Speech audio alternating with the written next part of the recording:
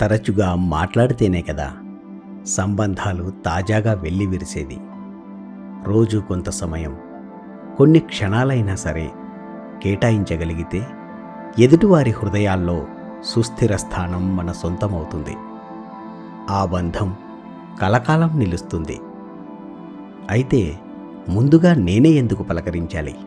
పలకరిస్తే నేనెక్కడ చులకనవుతానేమో అని భావింపకుండా మన వంతుగా మనం కృషి చేస్తే ఎలాంటి వారైనా సరే మన ఆత్మీయ స్నేహానికి, ప్రేమకు, పవిత్ర భావనలకు తప్పకుండా దాసోహం అవ్వాల్సిందే.